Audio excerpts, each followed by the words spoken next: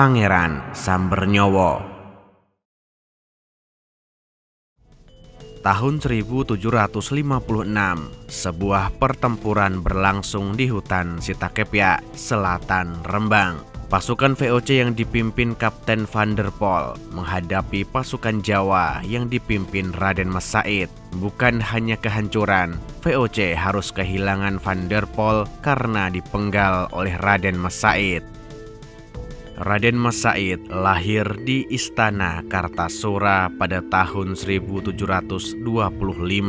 Beliau merupakan putra dari Pangeran Arya Mangkunegara. Dalam urutan pewaris tahta Mataram, Pangeran Arya Mangkunegara menempati posisi kedua. Pangeran Arya Mangkunegara secara terang-terangan menantang keberadaan VOC. Hal inilah yang kemudian membuat beliau menjalani hukuman pengasingan ke Sri Lanka hingga akhir hayatnya. Ketika ayahnya mulai menjalani pengasingan di Sri Lanka, Raden Mas Said masih berusia 2 tahun. Dan kemudian hari ketika mulai menginjak masa remaja, Raden Mas Said mulai tampil sebagai salah satu aktor utama penentang VOC di Tanah Jawa. Tahun 1742, Mataram terguncang oleh kerusuhan yang dikenal sebagai Geger Pecinan. Kerusuhan itu bermula dari pembantaian orang-orang Cina di Batavia oleh VOC. Imbas dari pembantaian itu merembet hingga ke Mataram. Di Kartasura, sekelompok laskar Cina yang dipimpin Raden Mas Garendi melancarkan perlawanan terhadap VOC. Raden Mas Said yang saat itu telah cukup dewasa menggabungkan diri dengan pasukan Raden Mas Garendi. Beliau bahkan dipercaya memimpin salah satu laskar Cina dalam berbagai pertempuran melawan VOC. Dari berbagai konflik tersebut, Raden Mas Said muncul sebagai pemimpin militer yang sangat berbakat. Dan pada Perang Suksesi Jawa ketiga, Raden Mas Said bergabung dengan Pangeran Mangkubumi. Bergabungnya dua pangeran senior Mataram ini membuat VOC kehilangan hampir sebagian besar sumber daya mereka. Secara ekonomi dan militer, VOC harus menggelontorkan kekuatan yang sedemikian besar untuk menghadapi Perang Suksesi Jawa ketiga.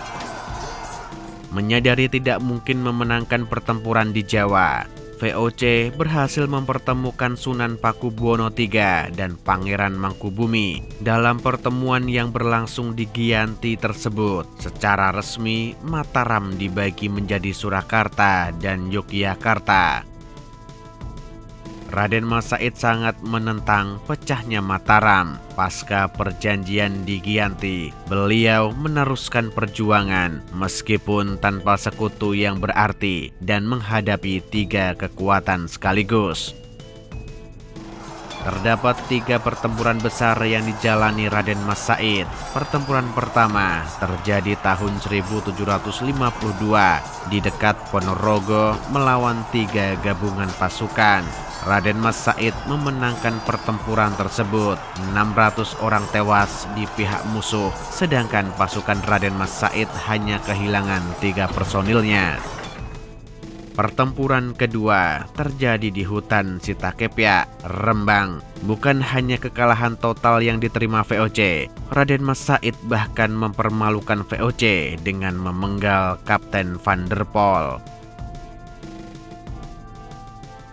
Pertempuran ketiga justru terjadi di jantung Yogyakarta, dipicu oleh kekalutan VOC yang melakukan praktik bumi hangus ketika mengejar Raden Mas Said. Pembalasan pun dilakukan oleh Raden Mas Said yang marah dengan menyerbu benteng Vredeburg dan istana Yogyakarta.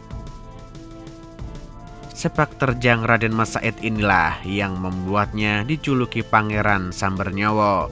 Julukan yang diperolehnya dari berbagai pertempuran pasca Giyanti. Meskipun VOC sempat membuat sayembara dengan hadiah jabatan bupati untuk menangkapnya, tidak ada satupun yang berani melakukannya. Jalan tengah kemudian diambil VOC. Sunan Pakubuwono III berunding dengan Raden Mas Said di Salatiga. Dalam pertemuan tersebut, Raden Mas Said bersedia berdamai dan selanjutnya Raden Mas Said diangkat menjadi kepala pemerintahan dengan gelar Pangeran Adipati Aryo Mangkunegara I. Jabatan yang diembannya hingga wafatnya pada tahun 1795. Sri Susuhunan Pakubuwono VI, persekutuan rahasia dalam Perang Jawa. Pada sebuah malam, di masa berkecamuknya Perang Jawa, Pangeran Diponegoro menyusup ke istana Surakarta. Ketika Belanda memergokinya, tampak Pangeran Diponegoro sedang bertarung melawan Pakubuwono VI. Perkelahian itu ternyata hanya pura-pura. Susuhunan Pakubuwono VI sedang melakukan peran ganda, mendukung perjuangan Pangeran Diponegoro, namun masih menjaga hubungan diplomatik dengan Belanda. Susuhunan Pakubuwono VI mulai bertahta di Surakarta pada tahun 1823. Beliau lahir pada tahun 1807 dan merupakan putra dari Susuhunan Pakubuwono V. Naik tahta pada usia yang masih belia, Pakubuwono VI sudah harus dihadapkan pada peliknya hubungan dengan Kesultanan Yogyakarta. 2 tahun setelah dilantik, meletuslah Perang Jawa. Pakubuwono VI berada dalam posisi dilematis. Beliau terpanggil membantu Pangeran Diponegoro yang masih merupakan pamannya itu.